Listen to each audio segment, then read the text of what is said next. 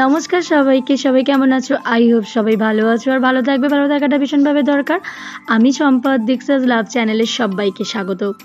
আর তোমরা সবাই জানোই যে আমি মাসির বাড়িতে পুজো কাটাতে গিয়েছি, তো সেখানেরই তোমাদের সঙ্গে ছোটো ছোটো আপডেট তুলে দেওয়ার চেষ্টা করেছি। আর ওখানে নেটওয়ার্কের ভীষণ ইস্যু রয়েছে, যার জন্য কোনো রকম ভিডিও সেভাবে করা হয়ে উঠছেও না।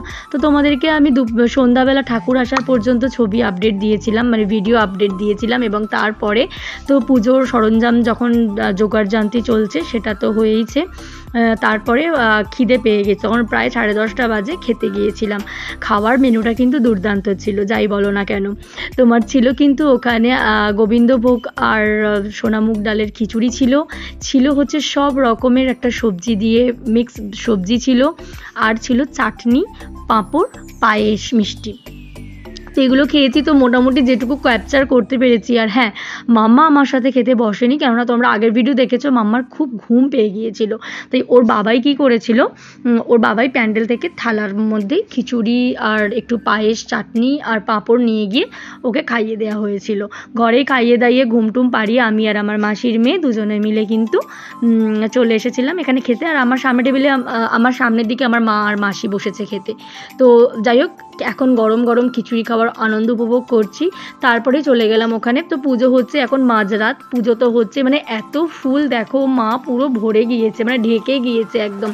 কানের পাশে মুটুকের মানে যে মুটুকটা ছিল কানের পাশে, যে বড় বড় একটা কান পাশা টাইপের থাকে, সেইটা মানে রীতিমতো মানে বেঁকিয়ে দিতে হয়েছিল। এত ফুল, ঠাকুর প্রচুর ফুল পেয়েছে। তো এই হলো আমার মাসির বাড়িতেই কালী পুজোটা ছিল।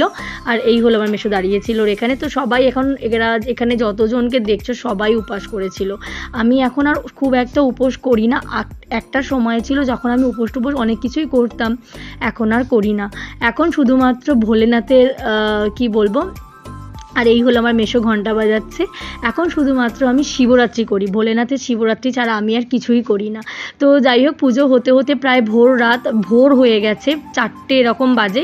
তখন চলছে হোম সস্তেন, মানে পুজোর একদম শেষের দিকে। তো জানোই কালী পুজো প্রায় 4 প্রহর ধরে পুজো করতে হয়। আর আমার বাপের বাড়িতেও কিন্তু একটা সময় খুব ভালোভাবেই পুজোটা হতো, কিন্তু করোনাকাল থেকে সেটা স্থগিত হয়ে গেছে। জানি না মা আবার কবে আসবে সেই বাড়িতে। তো আমরাও সেই অধীর আগ্রহে বসে রয়েছি। আমার বাড়িতেও কিন্তু ভীষণ জমজমাটি কালী পুজো হয়, তখন কিন্তু আমি ভিডিও করতাম না। যাই হোক, পুজো প্রায় শেষের দিকে, এরপর কিন্তু একটু ঘুম পাড়াতে যাবো মাম্মাকে, আর আমার সঙ্গে কিন্তু মাম্মাও বসেছিল ওখানে। তো যাই হোক, মর্নিং হয়ে গেছে পরের দিনকে। সকালবেলা উঠে একটুখানি চায়ে চুমুক দিতে বসে পড়েছি। চাখোররা কী করবে, চা না খেলে তো হয় না। আর তারপরেই শুরু হয়ে গেল কিন্তু দুপুরবেলার পুজো। একদম 11:30 নাগাদ ব্রাহ্মণ মশাই এসে পুজো শুরু করে দিলেন।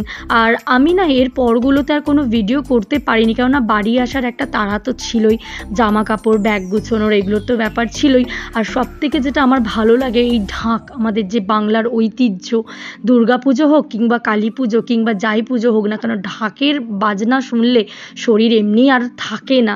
আমার মাম্মা তো কত ছোট তোমরা তো জানোই, এই বয়সে ও কিন্তু মানে ঢাকের বাদ্যি শুনে যেখানেই শোনে ও কিন্তু নাচতে শুরু করে দেয়, যেটা আমাকেও ভীষণ ভালো লাগে। আর সত্যি কথা বলতে আমার ভীষণই ভালো লাগে যে আমি একজন বাঙালি। তো যাই হোক, চলো দেখা হচ্ছে পরে। সবাই ভালো থেকো, আর যারা চ্যানেলটা নতুন দেখছো তারা প্লিজ চ্যানেলটাকে সাবস্ক্রাইব করে আমার পাশে থাকার চেষ্টা করো। আর খুব একটা ভিডিও দিতে না পারলেও যতটুকু পারি দেওয়ার চেষ্টা করছি। এখানেও পুজো শেষ হয়ে গেছে, শান্তির জল নেওয়া হচ্ছে। তো চলো টাটা, দেখা হচ্ছে আবারও একটা অন্য ভিডিও।